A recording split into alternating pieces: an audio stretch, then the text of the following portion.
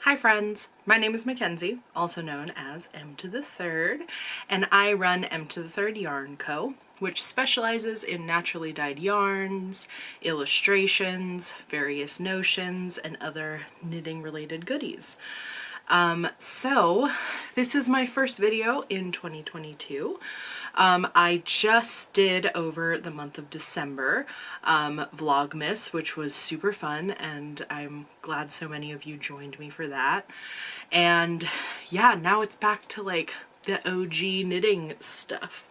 So last year, which ended up being my most popular video on my channel, was a 2020 knitting in review video where I just talked about all of the things that I made over the course of 2020, and I knew that I was gonna do another one for all of the knitting in 2021.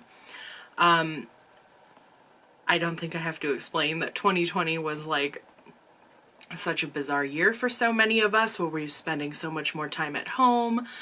And then 2021 for me was a year of huge change. So I moved in June from Boston, Massachusetts to Portland, Oregon.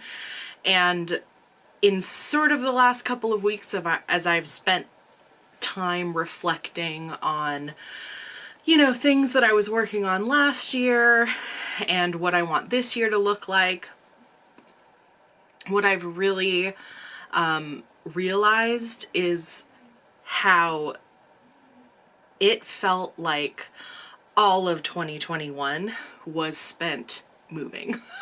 And I know other people who have moved recently or, you know, have moved before know sort of how disruptive it is. And yeah, it was equally disruptive. So, you know, my partner Kay and I made the decision basically over winter break last year that we were going to move.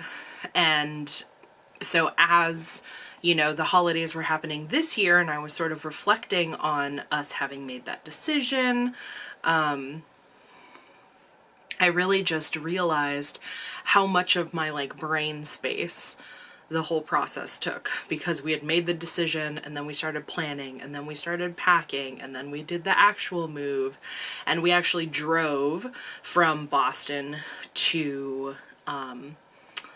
Portland over the summer, which was interesting in the middle of a pandemic. It also just like happened to happen over like the 10 days where mask mandates were sort of lifted because people thought things were getting better.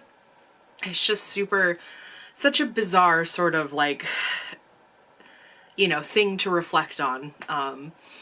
So yeah, and then we landed here at our new place, and, you know, it just takes so much time to get new routines going, you know, to unpack, get settled, and I finally felt over the holidays that things were really clicking into place, and that felt really good. So during Vlogmas, you will have seen that I got started dyeing yarn in my new basement studio. It's not the ideal setup, but I'm making it work for me, and I'm really happy with how things are going. And there's going to be a yarn shop update on January 30th. So I will put a link down below to subscribe to my newsletter, and you will be the first to hear about the shop update. If you haven't already, please subscribe to my channel and hit the little bell. That will also give you, I'm going to start recording videos when I do yarn updates to give you a better idea of the colors that I'm going to have, as well as like some pattern suggestions. So if you really want to snag some yarn, definitely do all of those things so you can hear about it. And yeah, I think that's pretty much it. Oh, and then also in February here in Portland, there's the Rose City Yarn Crawl.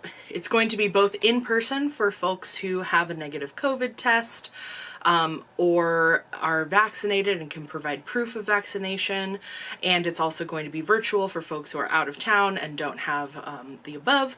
And so that is the Rose City Yarn Crawl. It's going to be happening February 24th through the 27th. So I will be working at a store that is affiliated with it, but I will also be vending on Sunday of the Yarn Fest at Starlight Knitting Society. So yeah, those are sort of just the upcoming things, and I'm very excited to get into this video. So I've got my pile of finished objects to sort of show you, but I wanted to talk a little bit about that first. So every year at the beginning of the year, I do a lot of reflecting. I think it's very hard for me not to. Last year, I sort of created a phrase that I wanted to sort of be emblematic of how the year was going to go, and that was slow and steady. And let me tell you, that was very that was very much how the whole year felt, you know, just like putting my head down, knowing I had to get stuff done to make the move happen, make, you know, everything just sort of like work. And when I do that kind of reflection, one of the other things I like to do is to think about all the things that I made over the course of the previous year. And so this year I pulled out my neglected journal. I have been very consistently keeping a journal for a few years, but again, with the move last year, I was like, wow, I wrote in this like 4 times, maybe a few more than that, but it was, I could tell it was not up to snuff, if you will. So I took out my planner, I did a cute little spread, and just made a list of all of the stuff that I made. It was really nice because of the podcast, which I did fairly consistently, I had a pretty good record of everything that I had done. So I made my big ol' list of all of my knit projects, and then I looked and sort of thought about what I'd made, and most of what I made last year were actually gifts, which I found very interesting. That's not super like me. I only knit 2 adult size sweaters, which is also pretty unusual for me, and yeah, just a lot of smaller things. Part of that is definitely because I became an aunt, and we, you know, obviously knew for most of the year that my in-laws were expecting, so yeah, I was just so excited that there was going to be a baby in the family. So I did a lot of knitting for my nibbling, and that went like super well, and it was a good chunk of my knitting. A blanket, a sweater, another sweater, a hat, you know? So yeah, a lot of the things that I have to talk about are unusually not in my possession. So I'm going to do my best to still talk about them and to provide pictures so that you can get a feel for what those patterns were. And yeah. So I think how I'm going to organize this is to talk about accessories first, and then maybe talk about baby sweaters, and then adult sweaters. And I think that'll wrap it up nicely. So let's get to it. Okay, so my first little accessory is actually something that I did not get a chance to talk about on the podcast. So this is probably the first time that you are seeing it, and it is this Rika hat. So this is out of some hand spun that I made. It was a bat from Republic of Wool, and I had it and I just love the colors. I thought about making a baby sweater out of it because I love little sweaters out of hand spun, but there's a bunch of like tinsel in it and I didn't want to do that for a baby. Let's see if it'll focus. But I love the way it worked up, and it was very nice to knit with. I believe it was just a single. I didn't ply it. I just like felled it when I was finished with it. I wet it and sort of agitated it. I also have not woven in my last end, which is kind of funny. And then I got this very fun pom-pom from work. When I saw it, I knew it would match super well. And this is one of my favorite hats to wear when I'm walking the dog at night. So I like the way it fits. I did change the top decrease, like the decreases at the crown. And I'm not super happy because it gives me these little points. I thought it was a better option, but it's just a slouchy hat and I'm not really gonna bother with fixing it. It's big, but I like that it like doesn't feel like it's going to fall off, but it's still slouchy and loose. And of course this fun pom-pom. So yeah, I have like a black winter coat and I feel like it works really well with it. So that was the first little thing that I made. And I'm really happy with that one. And then another hand spun project, which is a hat and little mitt set. So I don't remember where I got, oh, this was a Loop Fiber Studio center pole, like roving, not roving, top. So it's merino top, but the way it's like a bullseye bat and you pull out of the center. And I really wanted to maintain the sort of like big color blocked sections. So I spun it and then I chain plied it together and had enough to make these little mitts, which is the Waiting for Mittens pattern. Waiting for Winter pattern by Susan B. Anderson that I turned to fingerless. And this kind of silly hat, I just wung this and it's a little short. It's very like early 2000s, like weird boho. I don't wear it that often. Yeah, I just don't. So this might end up in like the gift pile. I do like the way the color blocking works, but I don't think it quite accomplished what I wanted it to. So yeah, that's that little cutie set. And yeah, also hand spun. So that's that. And then I've got, so the other thing I wanted to mention is that I did a lot of Christmas knitting this year. I talked about it a lot in Vlogmas, so apologies if you've already heard about it, but I knit 3 pairs of socks, look like this. One for my grandma, one for my sister, and one for my mom. They all love the little shorty socks, so I made those for them. And then I also made my mom a really cute hat and cowl set out of the fiber company Tundra. I thought they looked very cute with her hair. And that yarn is so lush, it's just super nice to wear. So I did that. I made a little hat for my sister, and then I am working on, this is the only Christmas present I still haven't finished, sorry Aya, but I'm working on a ripple crop for my grandmother, which is in a DK. So that's working, we're working on it, it's coming.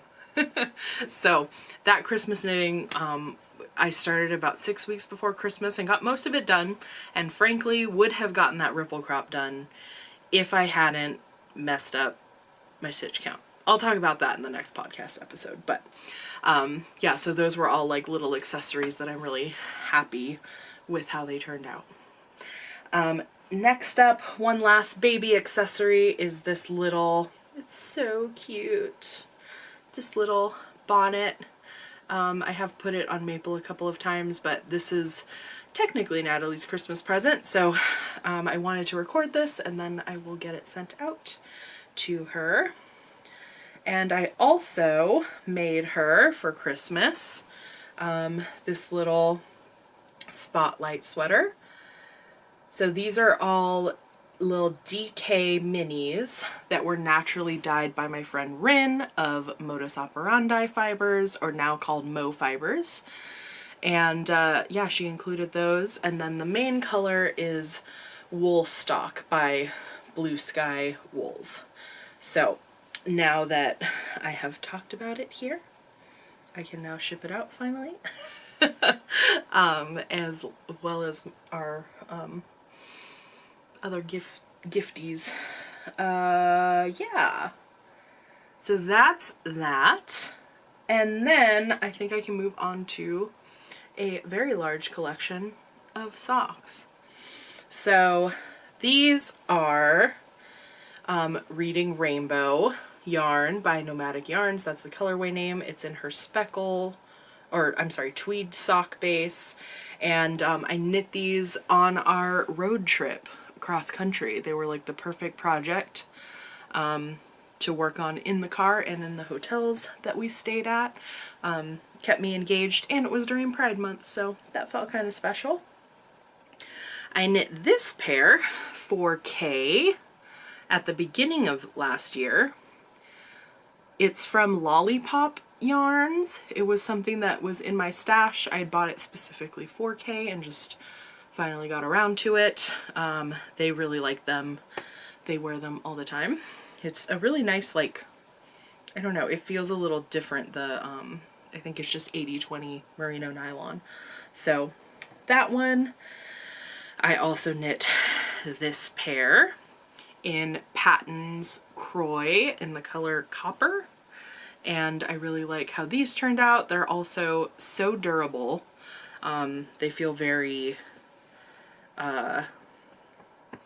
like, I don't know, they're just very like, they just feel like they're gonna last forever. I don't know how else to say it, but yeah, I wanted to try out this commercial sock yarn, and I'm not disappointed. I usually do not knit socks toe up, but these were both 50-gram balls, and I could tell that it was a dense yarn. So I wanted to try it to get as much length as possible out of it, and I think they turned out pretty good. So finish those, and then I also have a pair of Halloween socks that I knit. And I can't find them. They're somewhere in the laundry. But that was also a Nomadic Yarns colorway, and I made these little granny squares, let's see, focus, out of the scrap. So this is the color that they were in. So that's pretty fun. And that was a colorway based off of the craft. So yeah, I had a lot of fun knitting those, and then I wore them on Halloween because I was working, and I was just got to show off my cute little Halloween socks. So yeah, super happy with how those turned out. I'm sorry I cannot find them to share with you. The last little accessory that I have in my possession was this Cristal wrap. It's like a nice little lacy buddy, and it's in fingering weight from Naturally Dyed from Bedhead Fibers, who is a dyer in Seattle. I really like this one. I usually wear it more as a just scarf than like a stole, but it's pretty cute. So yeah, maybe I should do maybe as I talk about everything I should just put them on and then wear them the rest of the video, right? But yeah, that's how that kind of goes. It has these nice little ends. There's an edging that they say to like pick up and do, and I didn't really want to do it, so I left it off. But it does curl quite a bit, you know, when I stretch it out, so it might benefit from some kind of edging, but frankly, I don't mind, and yeah, I really like it. Okay, so let me talk about the baby sweaters that I knit, and I will try and find little clips to include, or even photos of them being worn, so that you can get an idea of what they look like. So the first one is called the Pick and Mix cardigan. That was like my first make for 2021. It was like moments after we found out that our in-laws were pregnant that I was like, yes, baby, and I just started knitting. So that was really nice. It's super cute. That is with a mini set that is naturally dyed by Woolly Mammoth Fiber Company. That's the only yarn that I've splurged on from Emma because they're based in Ireland and it's just expensive to get shipping, but I thoroughly enjoyed knitting that little sweater, and I think it just turned out so darling. So that's the Pick and Mix cardigan. I then have the Beatrix baby sweater, which is from one of my favorite baby knitting books. I've talked about this many times. It's from Kelborn Woolens, and I had, the yarn is Crazy Colors or something from Shepherd's Wool. So it's sort of like whatever they have left over, they'll just ply with whatever else they have left over. And it's sort of a more affordable alternative to Spin Cycle, but also it's very different from Spin Cycle in a lot of ways. So yeah, I knit that. It was sort of a little hippie baby sweater, which I really liked. So that one. I also did the Big Bad Baby Blanket, which is one of my favorite patterns from OG Stitch and Bitch. So it's just like, it just has a seed stitch border, and then there's 4 squares in the center that are stockinette and then reverse stockinette. And it calls for fingering weight held double, but I just use like a DK or a worsted. And I've made that a couple of times, and I'm always really happy with how it turns out. It's pretty quick to knit. So when I have to knit a baby blanket, it's either that one or one that is like on with very bulky yarn. So yeah, that was knit out of some milk yarn that I got from doing a fiber exchange with some of my friends. So that felt good to sort of be using that for a little prezzy. Okay, let's see.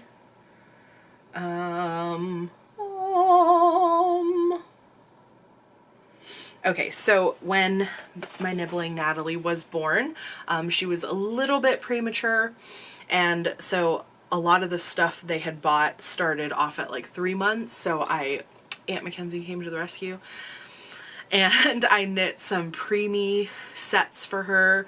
So I knit the Lottie preemie set, which was a little hat and like a cross cardigan that was super cute. And then I also knit it was called the Little Brother Romper. Both of those were in Malabrigo Rios, which is machine washable and one of my favorite baby knitting yarns.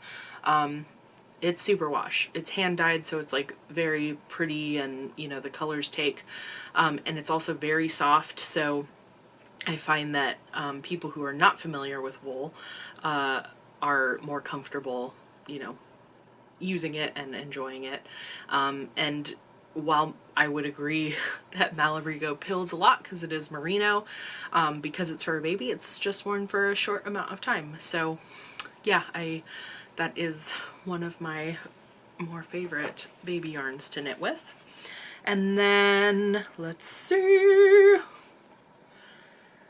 Yeah, so I think that is the extent of the stuff that I knit for Natalie. So it was like 3 sweaters, a romper, a blanket, and then the sweater and hat that I have over here.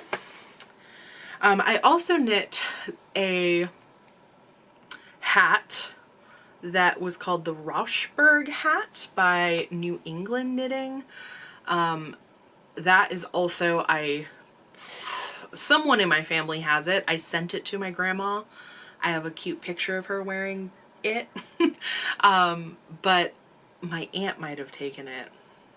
Not sure. That is naturally dyed from my good friends at Prado de Lana, and it is also naturally dyed. It was just like a 2 skein 50-gram set of their yarn that they call ovejas. Yeah, so I just wanted something quick to knit, I'm pretty sure, and I knit that up pretty fast. So yeah, that was a fun one that I could then send off into the world. So I am at the last couple objects, which are the adult sweaters that I knit this year. One of which I only half knit, and the other one I fully knit. So the first one, which you've heard me talk about and wear, is my ripple crop top. I made this out of a beautiful neutral that has some like really beautiful speckles in it. This yarn is called Chocolate Tree Bark by Birch Hollow Fibers. The color is everything that I wanted it to be and more. I've worn it a lot. It's very comfortable. Fits very well into my wardrobe. And I talked about all of those reasons as being reasons that I wanted to make it, and sort of put it at the top of my priority list in my video where I talked about what my knitting plans were in terms of like an overall wardrobe haul. I'm trying to be much more mindful about the garments that come into my wardrobe, and this was definitely one of the big patterns that sort of sparked that off. And that's very much going to be sort of like the theme ongoing at Emtothethird Knitting Podcast. Yeah, so I'm just trying to be much more mindful about what I am creating for my wardrobe. And yeah, I think we're last year, and sort of like the fact that I didn't knit a lot for myself that wasn't very intentional is an indication that that's going to continue. So yeah, that was, I truly love that sweater. I didn't think I would love it as much as I do, but it's just a basic, and that was another, you know, slow and steady project that I powered through, and I'm really happy I did because I wear it a lot. And then last but certainly not least is the unbearable hoodie that I made for Kay.